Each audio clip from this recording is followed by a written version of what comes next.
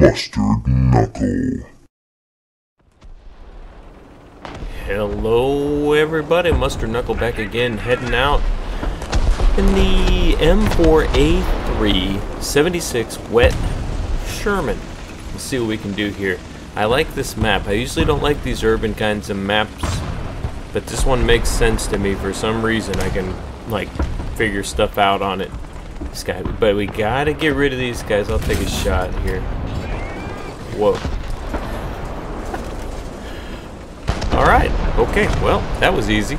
Usually that's not that easy. Alright, cool. Well, so what I was going to say was, there's always somebody or a couple guys that try to get around over there, and we got to get rid of them. Here comes this guy.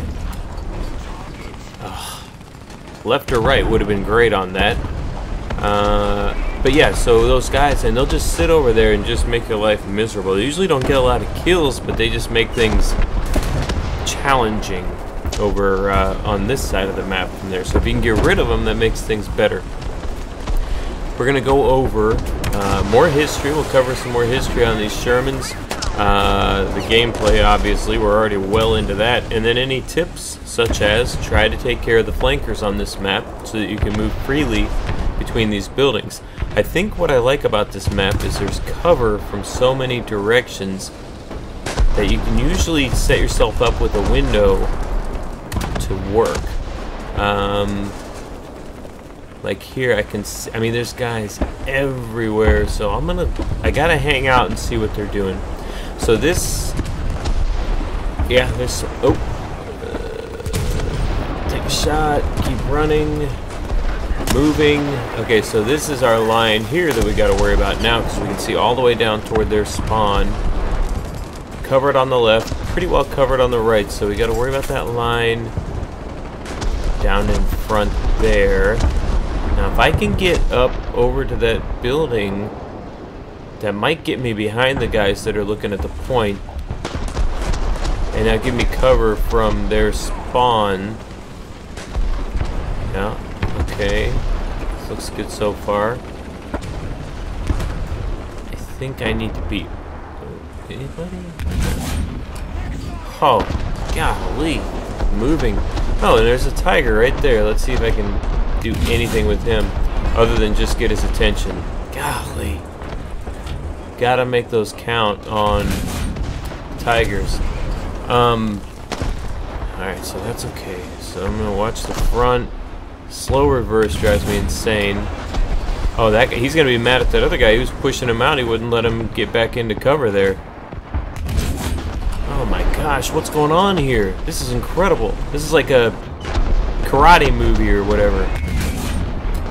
This is like one of those, you know, where like they keep coming at him and like just one at a time comes. And you're like, why don't they all go after him? Like if all 6 guys went after him, they could get him, but only one goes in at a time, and they keep getting beat up because they go one at a time. So anyway, well, lucky so far. I'll take that. That's fine with me. Alright, and maybe we'll start talking history here, but golly, I mean, jeez, this is incredible. I'm like invisible. Crazy. Okay, so I'll try to hit the history real quick a little bit.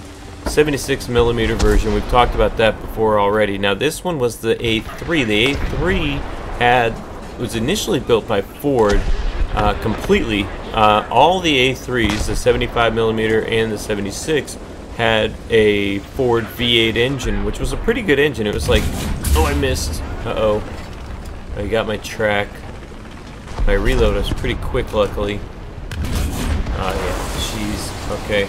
Wow, well, he knew I was here. That guy knew I was here. I can't move, so hopefully those bombs don't get me.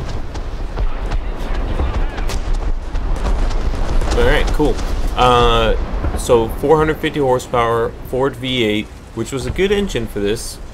Not in my condition right now, it's not modded at all, but it also, you see the suspension down there, you see those wheels? The wheels were on a horizontal volute suspension instead of a vertical.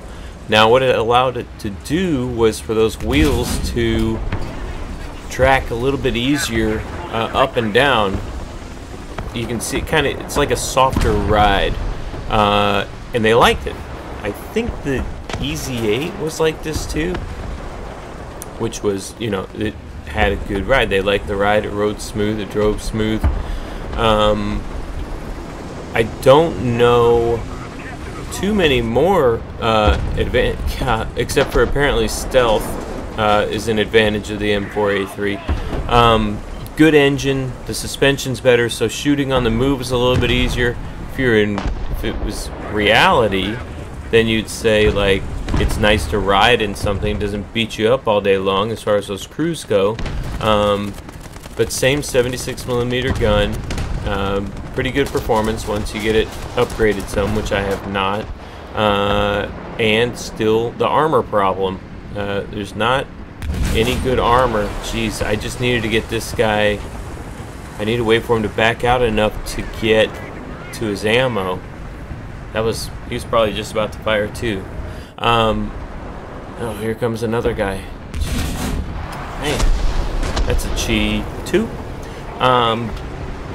Japanese heavy tank that never actually went into production. That, yeah, it was gonna be like a homeland defense tank. Oh my gosh, this is amazing. It's just pulling right up.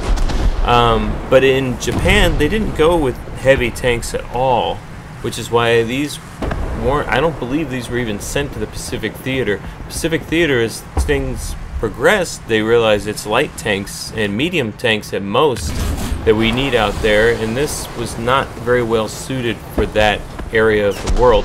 The tracks were too narrow, it was too heavy, it got heavier and heavier, which is why they switched to the suspension as well. This suspension can carry weight, this horizontal suspension can carry weight a lot better than the vertical one.